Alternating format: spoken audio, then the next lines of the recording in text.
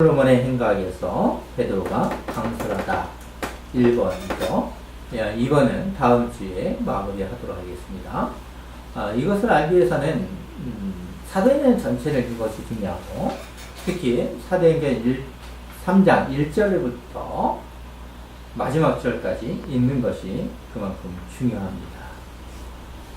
그래야지 이 문맥의 흐름을 잘 알고 있을 수 있습니다. 40년 이상 의학으로도 고칠 수 없는 사람에게 은과 금은 내게 없거니와 내게 있는 이것을 내게 주노니 나사렛 예수 그리스도의 이름으로 일어나 걸으라 한 것입니다. 그 사람은 나면서부터 걷지 못하는 안진뱅이였습니다. 이런 이야기를 들으면 지난주 강설인 두 사도가 성전에 기도하러 갈 때 무슨 사건이 라는 것을 떠올려야 합니다. 당연히 기억할 것을 믿으면서 다시 정리해 보도록 하겠습니다. 그러면 오늘 말씀인 솔로몬의 행각에서 베드로가 왜 강설을 해야 하는지 알 수 있을 것입니다. 베드로와 요한은 제9시에 기도하러 성전으로 올라가던 중에 성전 미문에 앉아서 국어를 하는 사람을 본 것입니다. 그 사람은 나면서부터 안진뱅이였기 때문에 다른 사람이 도와주어야만 성전 미문에서 구걸할 수 있었습니다. 노동을 통하여 생계를 이어갈 수 없었기 때문에 최선의 길은 구걸이었습니다. 많은 사람들이 안진뱅이를 성전에 기도하러 갈 때에 아마도 오랫동안 보아왔을 것입니다. 구걸하는 것을 도와줄 수는 있어도 베드로처럼 나사렛 예수 그리스도의 이름으로 일어나 걸으라 할 수 없었습니다. 그 이유는 40년 이상 안진뱅이라는 것을 알았기 때문입니다. 하지만 그 당시 사람들에게는 안진뱅이를 치유할 수 있는 능력이 없었습니다. 그 사람에게 베드로가 한 말은 아주 놀라운 것이었습니다. 현대 의학으로도 고칠 수 없는 사람에게 과연 나라면 어떻게 무슨 말을 하고 싶습니까? 그러면 상상할 수 없는 일을 베드로가 한 것입니다. 이런 이야기를 들으면 귀가 즐겁고 기억이 오래 갑니다. 그러다 보면 신비주의에만 관심이 생길 수 있습니다. 그것을 잘 아는 베드로는 강설을 해야 했던 것입니다. 오늘날에도 신비적인 체험을 중요시하는 것 같습니다. 특별한 계시인 성경의 말씀이 무엇을 이야기하는지 알지 못하고 있습니다. 마치 그 시대처럼 안진뱅이가 걸었다는 것에만 관심이 있습니다. 그리고 그것을 베드로가 했다고 생각하는 것입니다. 과연 누가 한 것입니까? 사도행전 3장은 1절부터 26절까지 차분하게 읽어야 합니다. 또한 사도행전 전체의 흐름을 알기 위해서 성경을 읽어야 합니다. 구걸하는 사람들의 입장에서는 간절한 도움이 필요합니다. 그런 사람에게 베드로와 요한은 자신들을 오라라고 하는 것입니다. 명령형으로 쓰여져 있죠. 그 음성을 들을 때는 기쁨이 있었을 것입니다. 그리고 저 사람들이 나에게 무엇을 줄 수 있는가 하면서 기대했을 것입니다. 베드로와 요한을 보면서도 제사장, 율법교사, 부자, 유명한 유대교 지도자가 아니었지만 마음으로는 기뻐했을 것입니다. 구걸하는 자에게 있어서 구걸을 도와주는 것은 그 시선을 바라볼 수밖에 없습니다. 사람을 보는 것이 아니라 그가 나에게 얼마나 줄 수 있는가, 그 손에 주어진 것을 보는 것이 일반적인 것입니다. 저도 구걸하는 사람을 보았고 구걸하는 사람들을 보았을 때에 내가 주고 있는 것을 보고 있지 그 사람의 마음을 헤아려 보지는 않습니다. 이것이 사람의 모습인 것입니다. 그 마음도 구걸하는 사람들이 안중뱅이의 입장에서는 잠시뿐이었습니다. 두 제자로부터 들은 말은 금과 은은 없어도입니다. 업장이 무너지는 것과 같은 것이고 구원하는 나를 조롱하는 것과 같다고 할 수 있었을 것입니다. 당장 욕을 하고 싶었을 것입니다. 바로 그때에 놀라운 음성을 듣습니다. 나사렛 예수 그리스도의 이름으로 일어나 걸으라고 한 것입니다. 그런 후 제자들은 오른손을 잡아 안진뱅이를 일으켜 세우는 것입니다. 아무도 할 수 없었던 것을 제자들은 예수님의 이름으로 한 것입니다. 안진뱅이를 보십시오. 발과 발목이 곧 힘을 얻고 뛰어 서서 걷는 것입니다. 그 모습을 본 사람들은 놀랐을 것이고 많은 사람들에게 곧바로 소문이 났을 것입니다. 오늘날에도 이런 일이 일어난다고 하면 소문이 날 것입니다. 그러면 많은 사람들이 고침을 받기 위해서 몰려들 것입니다. 베드로와 요한은 어떠했습니까? 그 일에 대해서 강설한 것입니다.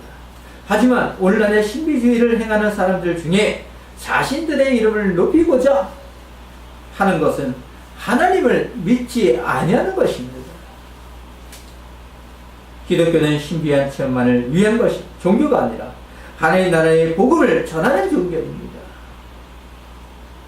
다른 방법이 있었더라면 제자들은 계속해서 신비적인 것에만 전했을 것입니다. 또한 신비적인 것에만 해야 했을 것입니다.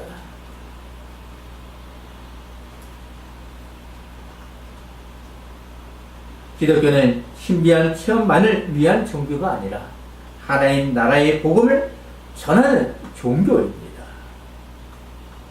다른 방법이 있었더라면 어떠했겠습니까?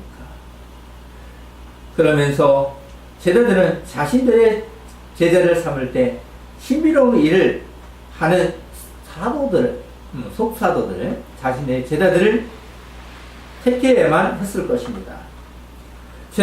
사도들의 제자를 우리는 속사도라고 말합니다. 속사도들에 대해서 자세하게 우리는 알 수 없지만 교회사에서는 이그나티우스, 폴리가 유스티누스, 키프니아누스 등이 복음을 전하다 심한 박해를 당하고 순교를 당합니다. 이분들이 대표적 교회 지도자들이었고 속사도들이었습니다. 이들은 가열한 것이 무엇입니까?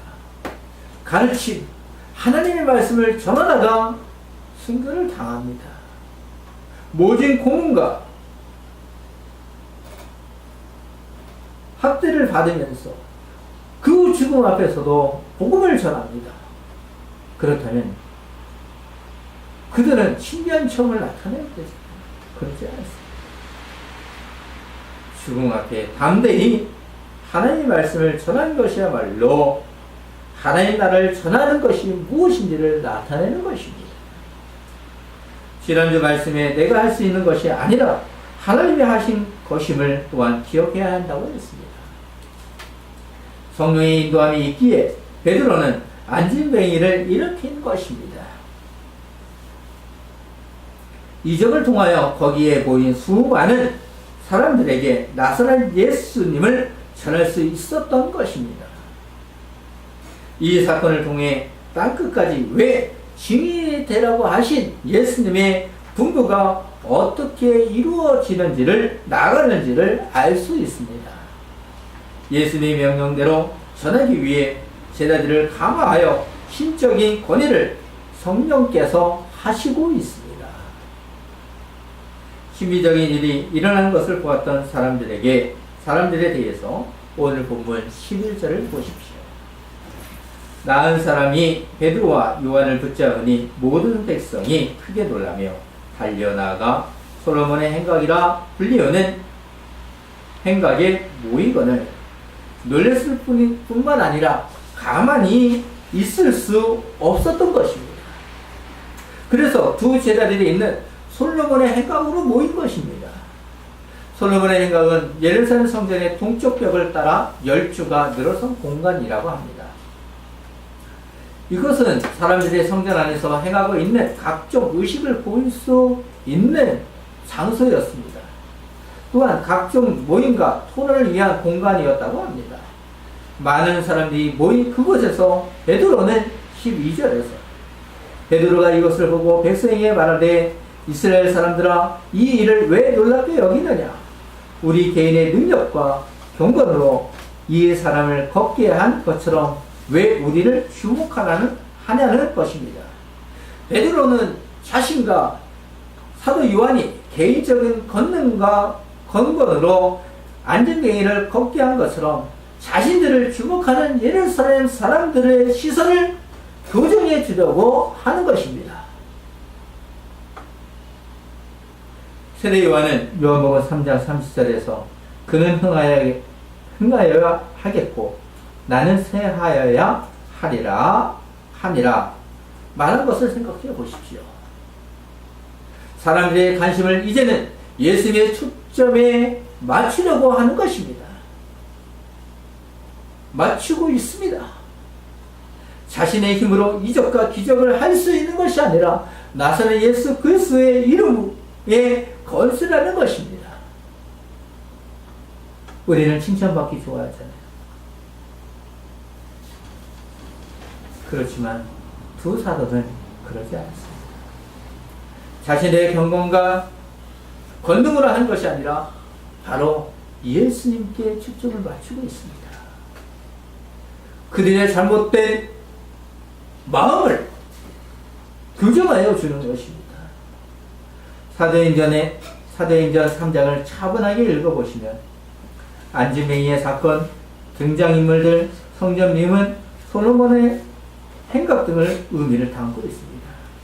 우리는 언제나 어떤 장을 읽든지 어떤 사건을 봤을 때 등장인물 그리고 사건 그리고 그 속에서 이루어지는 도구들이 있다면 그 모습을 한번 잘 살펴봐야 됩니다.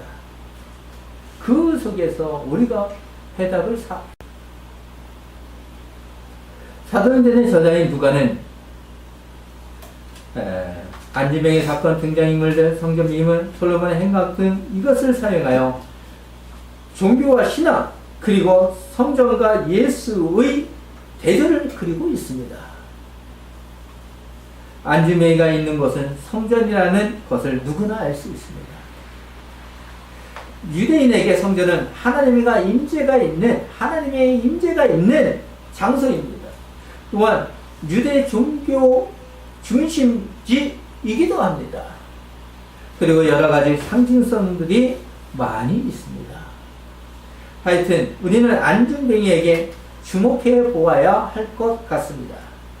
두 제자는 그곳에서 복음을 전하면 되는데 왜 안진뱅이를 고친 것인가에 생각해 보아야 합니다. 성전은 하나님의 은혜를 구하는 장소입니다.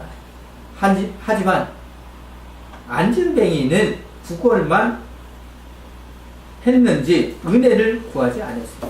그는 구걸만 했지 은혜를 강구하지 않습니다. 안진뱅이에 있어서 하나님이 중요한 것입니까? 그 반대로 자신의 목숨을 유지하는 것이 중요한 것입니까? 자, 우리에게도 중요한 것이 무엇입니까? 하나님의 은혜를 구하는 것이 중요합니까? 아니면 안진뱅이처럼 구걸하여 사는 것, 생계를 유지하는 것이 중요한 것입니까? 하나님을 믿는다고 하면서 성전에 기도하러 가지만 안진뱅이에게 준 것이 무엇입니까? 수많은 사람들을 만났을 것입니다. 그가 받았던 것은 무엇이었습니까? 복음입니까? 마치 구걸하는 안진뱅이에게 무엇을 주고자 하십니까? 성전은 유대인에게 있어서 종교적인 핵심의 장소였습니다. 하지만 어떠했습니까? 유대인들이 죄를 지은 후에는 제사함을 받기 위해서 성전으로 가야 했습니다. 제사함을 받기 위해서는 죄 지은 사람이 회개해야 합니다. 그것이 성전에 갖는 또한 의미였습니다. 또한 예물을 들고 성전으로 가야 합니다. 하지만 종교 지도자들은, 특히 제사장은 아무 역할도 하지 않으면서 판단만 했습니다. 오히려 자신들의 권력을 유지하고자 로마와 협력했습니다. 제사장들은 힘들어하는 사람들에게 복음을 전해야 하지만 어디에 관심이 있습니까?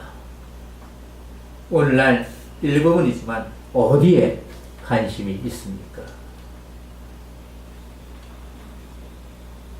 예배당은 부귀 영화를 위해 복을 빌어주는 장소가 아닙니다. 종교는 사람을 힘들게 하는 것이 아니라 영혼을 구원하는 것입니다. 예수 그리스도의 이름을 전하는 것은 영혼 구원에 있는 것이지 복을 빌어주는 것이고 부귀 영화를 위해서 있는 것이 아니라는 것입니다. 그 당시 종교는 타락함으로 사람을 힘들게 하고 타락한 종교라는 것을 안진뱅이를 통해 보여주는 것입니다. 제사장은 성전에 해야 할 임무가 있습니다. 두 제단은 제사장과 비교하면 보잘것없는 존재입니다. 종교적인 직분도 없는 존재입니다. 오직 그들에게 있는 것은 예수님이었습니다.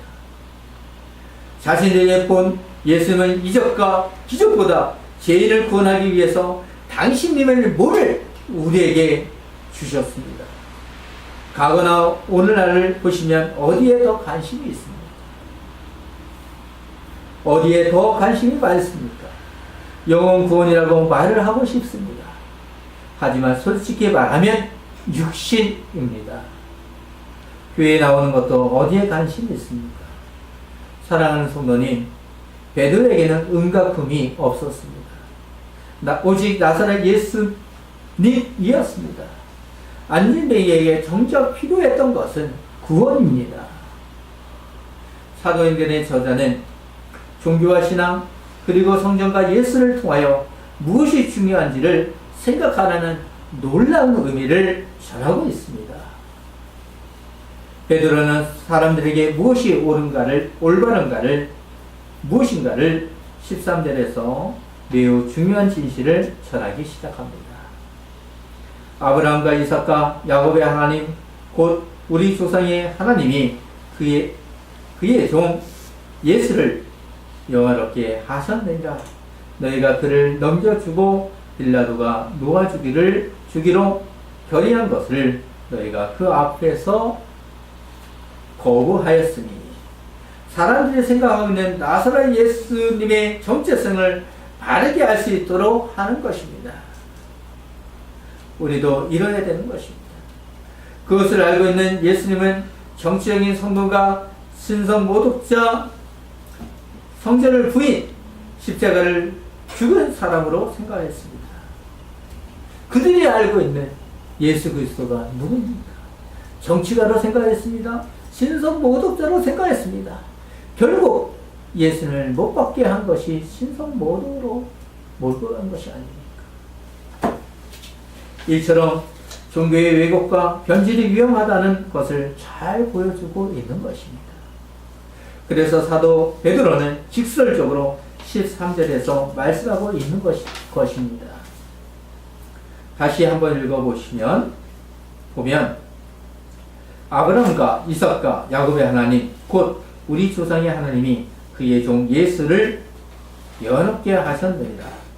너희가 그를 넘겨주고 빌라도가 놓아주기로 결의한 것을 너희가 그 앞에서 거부하였으니 즉 너희가 죽였다는 것입니다. 베드로를 생각해 보십시오. 예수님을 배신한 것이 아주 오래된 것이 이야기가 아닙니다. 어쩌면 많은 사람들이 모였을 때 아는 사람도 있을 수 있습니다. 그랬던 베드로가 이제는 죽음을 각오하고 복음을 전하는 것입니다. 세상의 복음과 다른 것은 전적인 인간의 무능력을 전함으로 오직 예수 그리스도의 공로로 구원을 얻으라는 것입니다. 우리는 예수님의 공로로 구원을 얻어야 합니다. 오직 예수님의 은혜로 가능하여진 것입니다. 하지만 세상의 종교는 은혜로 구원을 받으라가 아니라 인간의 노력과 행위로, 즉 경건하여 자신을 스스로 구원하라는 것입니다. 자신이 기도하여 많이 하고 경건의 노력을 하면 나를 미쁘게 여기사 구원하여 준다고 하는 것은 잘못된 것입니다. 우리는 우리의 스스로 구원을 이룰 수 없습니다. 베드로는 유대인이 잘 알고 있는 아브라함과 이삭 그리고 야곱을 이야기합니다. 그렇게 하심으로 유대인의 하나님을 강조하면서 예수님이 누구신가를 드러냅니다. 베드로는 자신이 지금 강설을 하는 메시아이신 예수님에 관한 것입니다. 또한 유대인들이 신봉하는 모세에게 하나님이 자신을 드러내신 그 문구를 이용해서 설명해 나갑니다. 이 문구를 생각할 때 이스라엘 백성은 무엇을 얘기하고 있다는 것을 쉽게 이해했을 것입니다. 베드로는 유대인들이 믿는 구약의 하나님, 모세에게 당신님을 계시하신 그 하나님이 예수님을 영화롭게 하셨다는 것입니다. 이것은 부활하신 그리스도를 가리키는 것입니다. 자, 하나님께서 십자가에 달려 죽으신 하나님께서 예수님을 영화롭게 했다는 것입니다. 이 음성을 들었을 때는, 이 이야기를 들었을 때 유대인들은 놀랐을 것이고 당황했을 것입니다. 지금 신비적인 것을 바라보고 이적과 기적을 바라보고 권능이 일어나기를 바라보는 수많은 사람들에게 너희가 죽인 예수 그리스도를 하나님께서 부활시키고 영화롭게 하셨다는 그 음성이야말로 그들에게 비수를 꽂은 것입니다. 어쩌면 죽음을 감당해야 될지도 모르겠습니다. 두 사도는 이처럼 죽음을 각오하면서 복음을 전한 것입니다. 죄를 지적할 때도 다른 어떤 죄보다도 민족주의적으로 빌라도가 놓아주기로 한 것을 너희가 부인했다는 것입니다. 그들의 죄를 성전에서 지적하고 있는 것입니다. 종교와 신앙이 무슨 관계입니까? 성전과 예수가 무슨 관계입니까? 성전은 하나님의 임재를 상징하는 곳이고 회개를 하는 장소입니다. 우리는 계속해서 14절에서 15절을 보아야 합니다. 너희가 거룩하고 의로운 일을 거부하고 도리어 살인한 사람을 놓아주기를 구하여 생명의 주를 죽였도다. 그러나 하나님이 죽은 자 가운데서 그를 살리셨으니 우리가 이 일의 증인이라. 복음의 큰 사실, 즉 나사렛 예수의 죽으심과 부활하심을 확연히 이야기하였습니다. 역사적인 사실 그리고 생생하게 기억하고 있는 것을 끄집어낸 것입니다. 바로 그분이 거룩하고 의로운 이요 생명의 주라는 것입니다. 당신들이 무기력한 모습을 보며 실족하여 죽인 예수님이 부활하셨다는 것입니다. 예수님의 부활이 그들의 불신앙을 부활신앙으로 반전시키고 있습니다. 강서를 전하고 있는 베드로와 요한이 이 일에 증인이 되어야 할 것입니다. 예수님을 메시아로 인정하거나 받아들이기로 거부하였던 자들이 안진뱅이를 고친 것 때문에 당하고 놀래면서 몰려든 유대인들을 향해서 예수님을 빌라도에게 넘겨주어 십자가에 못 박도록 한 장본인이 바로 너희 유대인이라고 고발하는 것입니다. 베드로의 강설을 듣고 있는 그들의 죄를 강하게 드러내면서 거룩하고 의로우니 생명의 주라고 칭호를 사용하여 유대인들이 십자가에 못 박아 죽인 분이 메시아라는 것입니다. 그들이 그토록 기다리던 메시아라는 것입니다. 메시아이신 예수님이 생명의 주로서 부활하심으로 이제는 믿음을 선물로 주시며 그 믿음을 통하여 구원을 얻을 수 있다는 것입니다. 베드로가 사도로서 자신의 본분과 책임의 역할에 대해서 밝히는 것입니다. 베드로를 비롯한 여러 사도들의 책임은 이처럼 예수님은 거룩하시고 의로우시며 생명의 주라는 것을 증거하는 것입니다. 또한 오늘날의 교회의 임무이기도 합니다. 생명을 얻는 길은 예수님께서 부활시키신 생명의 창조자 예수 그리스도를 믿는 것입니다. 교회는 예수님이 행하셨던 것을, 즉 성경에 있는 말씀을 전하는 하나님 나라의 일꾼으로 부르심을 받은 것입니다. 지팡이 교회는 구원과 생명의 복음을 전하는 증인이 되어서 모든 사람들이 남은 자가 하나님으로 돌아와 생명을 얻도록 해야 하는 것입니다.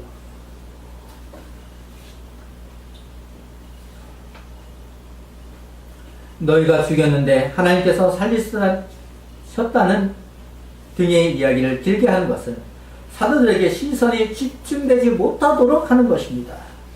자신들의 권능이 아니라 예수님만 강조하는 것입니다. 예수님만 강조한다면 세상 사람들은 배타적인 종교라고 할 것입니다. 또한 배타적인 종교라고 말을 합니다. 그렇지만 베드로는 오직 예수님만 전하였습니다. 나를 자랑하는 종교가 아니라는 것입니다. 예수님을 이야기하는 것이 바로 베드로 자신이 누구인가를 나타내는 것입니다. 겁쟁이요 배신자였지만 은혜 받고 변화받은 제자로서 예수님의 복음을 증거해야 하는 것입니다. 바로 우리가 은혜 받는 자입니다. 그렇다면 복음만을, 하나님의 말씀만을 전해야 되는 것입니다. 아마도 많은 교회가 예수님에 대해 이렇게 전할 것입니다. 하나님의 뜻에 죽기까지 순종함으로써 전적으로 타락한 인간에게 지워진 하나님의 형벌을 감당하여 주심으로 구원하셨다는 것입니다. 아마 대체로 이 복음을 전하죠. 머리로만 아는 것이 아니라 고백이 되어야 합니다. 사도 바울이 말한 것을 각자 생각해 보십시오. 로마서 5장 9절입니다. 이제 우리가 그 피를 인하여 의롭다 하심을 얻었은지 더욱 그로 말미암아 진노하심에서 구원을 얻을 것이니라 고 기록하고 있습니다. 베드로의 강설에서도 예수님의 죽으심과 부활을 강조하여 사람들의 관심을 예수님께 집중시키고 있는 것을 생각해 보십시오. 사도들의 곁에 온전한 사람으로 서 있는 안전뱅이에게 베드로와 요한은 복음의 증인자로서 하나님을 영화롭게 하는 것입니다. 베드로는 확증적으로 16절에서 이렇게 전합니다. 그 이름을 믿음으로 그 이름이 너희가 보고 아는 이 사람을 성하게 하였나니 예수로 말미암아 난 믿음이 너희 모든 사람 앞에서 이같이 완전히 낫게 하였느니라. 유대인들에게 결단하라고 선포하는 것입니다. 안전뱅이처럼 예수님의 권세를 믿어야 한다는 것입니다. 너희들의 삶을 불순종해서 돌이켜야 한다는 것입니다. 예수님의 이름을 믿음으로 당신들이 주목하여 보고 있는 안전뱅이가 온전하게 되었다는 것을 생각하라는 것입니다. 12절에서 베드로는 이스라엘 사람들아 이 일을 왜 놀랍게 여기느냐? 우리 개인의 권능과 경건으로 이 사람을 걷게 한 것처럼 왜 우리를 주목하라는 것에 대한 답을 16절에서 말한 것입니다. 신비적인 체험이라면 우리는 주목하죠. 그렇다면 그 해답에 대해서 우리는 어떻게 복음을 전하고 있습니까? 어떻게 강선하십니까? 예수님의 이름으로 낫게 한 믿음이라고 해야 됩니다. 믿음이 결핍된 채 그리스도의 이름을 부른다면 이는 울리는 소리 나는 고린도전서 13장을 통해서 잘 알고 있을 것입니다. 예수님에 대한 확고한 믿음을 가질 때 주와 그리스도께서는 놀라운 일들을 이루어 가신다는 것을 믿으시기를 소망합니다. 우리는 하나님의 이름을 경외하는 성도의 교회입니다. 나를 높이기 위해서 가증스러운 일들에서 멀어져야 합니다. 예수님께서는 해결하고 하시면서 하나님 나라가 도래하였으며 그 나라의 주권자가 오셨음을 증거했습니다. 하나님께서 초대교회에 능력을 주시는 것은 세상을 놀라게 하거나 능력을 행하는 개인이 사람들에게 주목받기 위한 것이 아니었습니다. 복음을 위해서 주신 것입니다. 성령을 통한 능력을 행함은 하나님의 전능하심과 예수 그리스도를 증거하는 방편이 되도록 하는 은혜였습니다. 예수 그리스도가 메시아요 우리의 구원자이시라는 사실을 증거하기 위한 의도였습니다. 오늘날 우리 주변에는 하나님의 능력을 그 목적과는 다르게 교회 성장의 얄팍한 수단이나 개인의 명성을 얻기 위한 수단으로 삼고 있습니다. 이것에 더 많은 관심과 초점이 있습니다. 신비적인 것만 사용하는 것은 유혹의 위험이 존재하고 있습니다. 참으로 분별하기 어려운 시대에 있습니다. 사랑하는 성도님, 이럴 때일수록 하나님의 능력은 오직 예수 그리스도의 하나님 되심과 구원자 되심을 증거하는 복음 사역을 위해 나타내는 것임을 잊지 말아야 합니다. 오늘 말씀을 생각하면서 기도로 마무리하겠습니다.